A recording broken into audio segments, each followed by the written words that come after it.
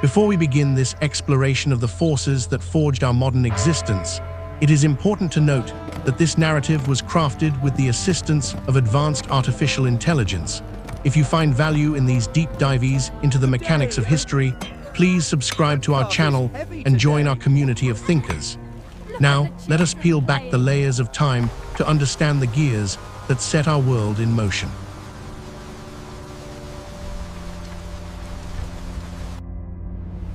For thousands of years, the rhythm of human life was dictated by the rising and setting of the sun. The limits of our progress were defined by the strength of a horse, the flow of a river, and the stamina of human muscle.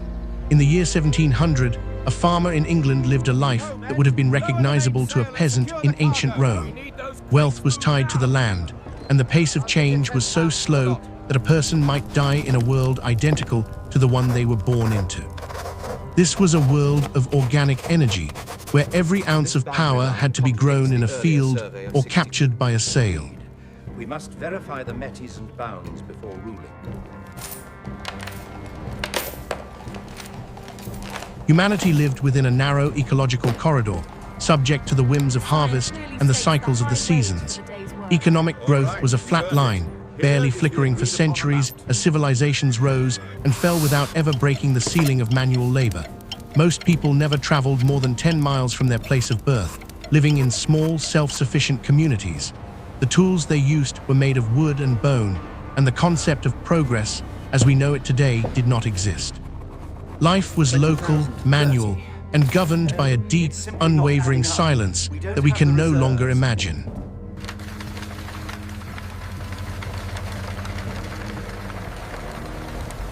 By the late 18th century, however, something began to shift on a small island on the edge of Europe. Britain was not the most populous nation, nor was it the most ancient, but it possessed a unique combination of hidden advantages. The British landscape was a geological treasure chest, sitting atop massive veins of coal that lay close to the surface. Unlike the forests of France or the plains of China, Britain's energy source was dense, portable, and waiting to be unleashed. This subterranean wealth would become the fuel for an entirely new kind of civilization.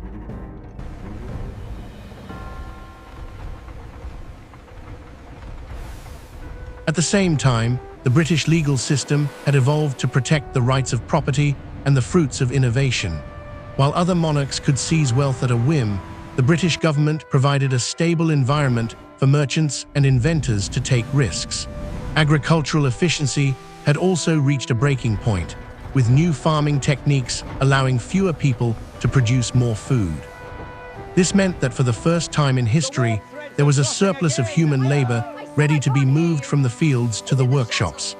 High wages in London and other ports created a powerful incentive to find machines that could do the work of expensive human hands.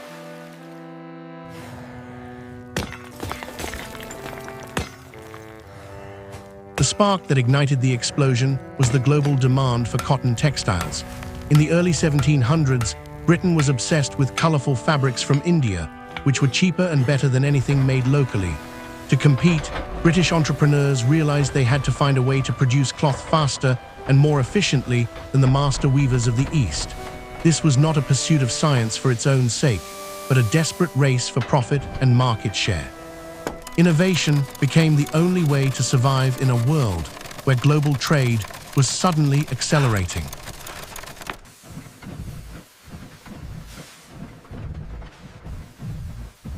The transformation began with the flying shuttle, which allowed weavers to work at twice their previous speed. This created a bottleneck, as there wasn't enough thread to keep up with the looms, leading to the invention of the spinning jenny. Suddenly, a single worker could spin multiple threads at once, turning a household chore into an industrial process.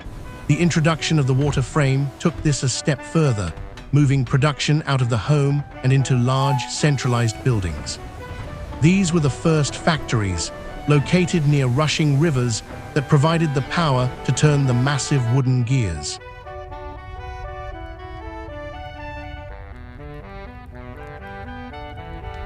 Manchester became the epicenter of this new reality, growing from a modest market town into a sprawling industrial prototype. It was a place of relentless noise, where the clatter of machinery replaced the sounds of nature and the songs of birds. The city was dense and loud, a labyrinth of brick chimneys and crowded tenements that shocked visitors from the old world. In Manchester, the concept of the workday changed from a task-oriented cycle to a time-oriented discipline. The clock became the new master of the human soul, dictating when to eat, when to sleep, and when to labor.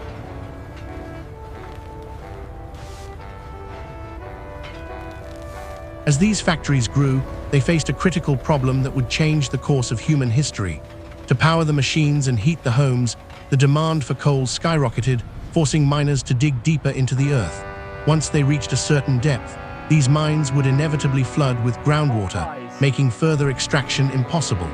The solution to this problem was not found in the laboratory of a scientist, but in the practical tinkering of blacksmiths and engineers.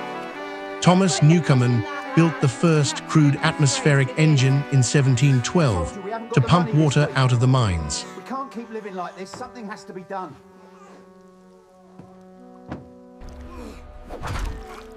While Newcomen's engine was revolutionary, it was also incredibly inefficient, wasting most of its energy as heat.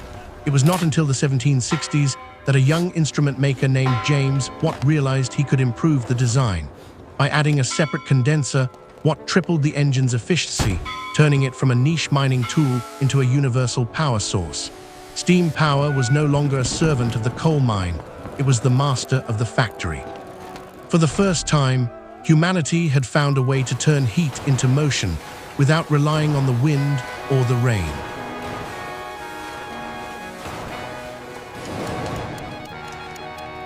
This breakthrough meant that factories no longer had to be built next to rivers in remote valleys. They could be constructed in the heart of cities, close to ports, markets, and vast pools of labor.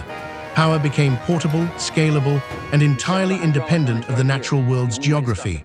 The steam engine was the heartbeat of the new age, a mechanical lungs that breathed in coal and exhaled the smoke of progress. Destroy the machines! We will not starve while these devils steal our bread!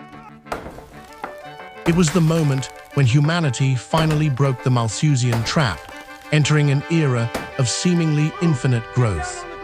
The marriage of steam and iron laid the physical skeleton of modern civilization. In the late 18th century, the process of smelting iron required charcoal, which meant cutting down vast forests that were already disappearing. But when Abraham Darby discovered how to use coke, a purified form of coal, to smelt iron, the price of metal plummeted. Iron became the essential building block of the industrial age, used for everything from bridge girders to the pistons of engines. The world was being rebuilt in metal, a material that was stronger, more durable, and more versatile than wood. I will determine that. This surge in production was fueled by brutal labor and the sweat of thousands who worked in the heat of the blast furnaces. Iron making was a hellish industry, requiring workers to handle molten metal in conditions that would be unthinkable today. Yet, this labor enabled the mass production of structural iron, which allowed for the creation of the first iron bridges and massive factory frames. This network functioned as the nation's economic circulatory system, moving goods across the country. Watch the line, lower it steady. The iron industry and the coal industry fed each other in a feedback loop that accelerated the pace of construction. By the early 19th century, the landscape of Britain was being rewired with the infrastructure of a new world. The most visible sign of this transformation was the explosion of urban life. Between 1800 and 1850, the population of cities like London, Liverpool, and Birmingham more than doubled. People poured into these urban centers seeking a better life, but they often found a nightmare of overcrowding and filth. Cities grew faster than the infrastructure could handle, leading to the collapse of sanitation systems and the rise of deadly diseases. Cholera and typhus became the invisible predators of the new urban poor, stalking the narrow alleys of the slums.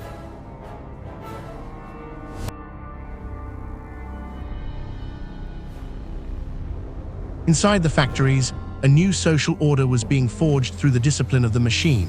The work was repetitive, dangerous, and often lasted for 14 to 16 hours a day under the watchful eye of an overseer. Women and children were often preferred for certain roles because they could be paid less and were perceived as more manageable. The factory was a world of clock time, where the natural rhythms of life were sacrificed for the efficiency of production. This was the birth of the modern proletariat, a class of people who owned nothing but their ability to labor for a wage. Bring her down slowly! Watch the line! Secure the forward crates. Move lively now. Resistance to these changes was inevitable and often violent. In the early 19th century, groups of workers known as Luddites began smashing the machines they blamed for destroying their livelihoods. They saw the machine not as progress, but as a weapon used by the wealthy to drive down wages and eliminate traditional skills. The government responded with harsh laws, making machine breaking a capital offense and deploying the military to suppress unrest. The transition to the industrial age was not a peaceful evolution. It was a social war fought in the streets and the workshops. Knowledge, represented here by the glowing lines, proved impossible to contain. This machinery is clearly intended for export. From this chaos, however, the first seeds of modern reform began to sprout. Workers began to organize into secret societies and eventually unions, demanding better pay, safer conditions, and shorter hours. The first labor laws were passed in Britain in the 1830s, slowly putting limits on the exploitation of children and women. At the same time, the Industrial Revolution was creating a new middle class of managers, engineers, and shopkeepers. These people became the new consumers, buying mass-produced goods that were once the exclusive luxury of the landed aristocracy.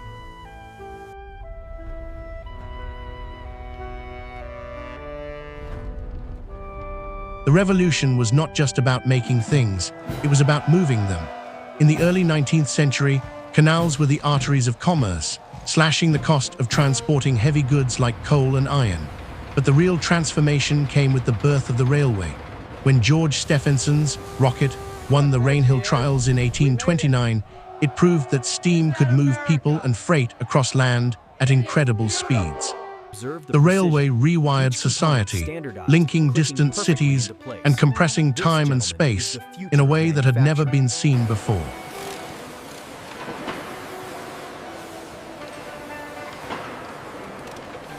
The arrival of the train was a psychological shock to a population used to the speed of a horse. People could now travel hundreds of miles in a single day, a journey that previously would have taken weeks of arduous effort. Railways standardized time, as towns had to synchronize their clocks to ensure the trains ran on schedule. This connectivity accelerated the spread of ideas, news, and fashion, creating a truly national culture for the first time. The steamship did for the oceans what the locomotive did for the land, making global trade predictable, fast, and remarkably cheap. If the warp tension is incorrect, the entire sequence fails. Britain tried to keep its industrial secrets to itself, banning the export of machinery and the emigration of skilled workers. But ideas cannot be contained by borders, and the industrial model soon began to spread across the globe. Belgium was the first to follow, using its own rich coal deposits to build a powerful iron and textile industry. France took a more gradual approach, balancing its industrial growth with its traditional agricultural base. Each nation adapted the British model to its own culture and resources, creating unique variations of the industrial theme.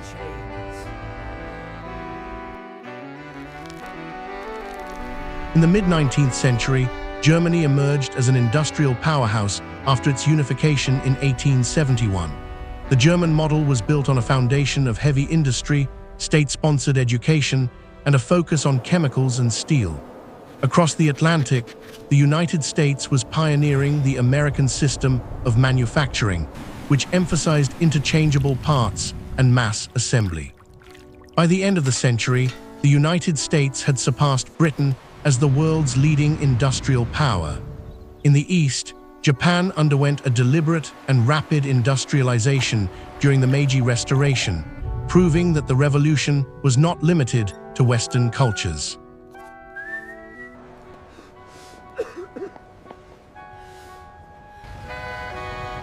The factories did more than reshape the landscape. They reshaped human thought itself.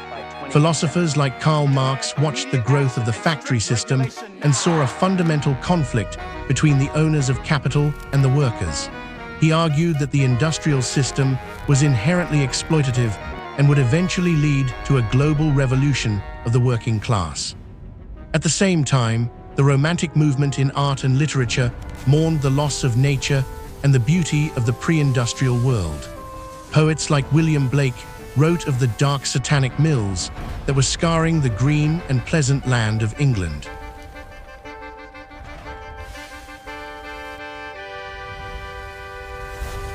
This tension between progress and preservation gave birth to the first environmental movements. As early as the mid-19th century, people were beginning to notice that the rivers were turning black and the air was becoming unbreathable. The smoke from the coal fires was not just a sign of prosperity, it was a poison that was changing the very chemistry of the atmosphere. Science, which had once been used only to increase production, was now being called upon to understand the consequences of that production. The Industrial Revolution forced humanity to realize that our actions had planetary-scale effects.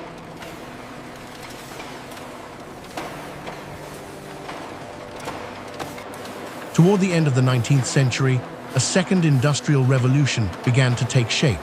This wave was driven not by coal and iron, but by steel, electricity, chemicals, and oil. Steel became the material of the new century, allowing for the construction of skyscrapers that reached toward the clouds. Electricity turned the night into day, illuminating cities and allowing factories to run 24 hours a day. The invention of the internal combustion engine and the discovery of oil would soon replace the steam engine as the primary driver of transport.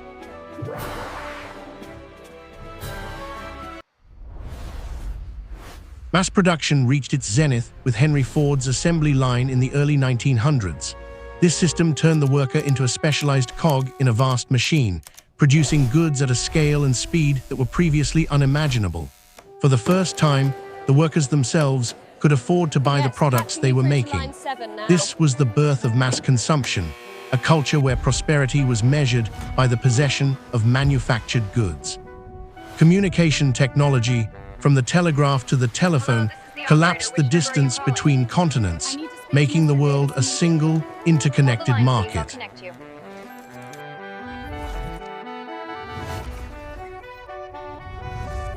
The Industrial Revolution permanently altered our relationship with time, energy, and labor.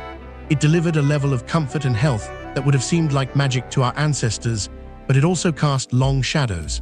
We inherited a world of incredible convenience, but also one of environmental crisis and social inequality. The transformation that began in a few British workshops became a global reality that we can never truly reverse. We are the children of the machine, living in a world defined by the momentum of that first puff of steam.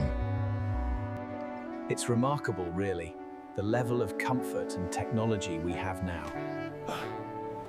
As we look back on this journey, we see that the greatest lesson of the Industrial Revolution is the power of human adaptability. When faced with the limitations of nature, we did not give up. We invented our way into a new existence. However, we also learn that every great leap forward comes with a cost that is often paid by the most vulnerable among us. Progress is not a straight line, but a complex web of trade-offs, where every solution creates a new set of challenges.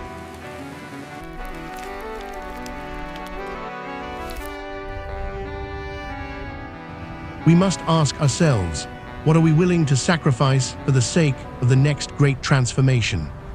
Thank you for joining me on this long walk through the history of the world that made us. If this story has resonated with you, please do not forget to subscribe to the channel and share your thoughts in the comments below. Your perspective is the most important part of this ongoing conversation about our shared human journey. Until next time.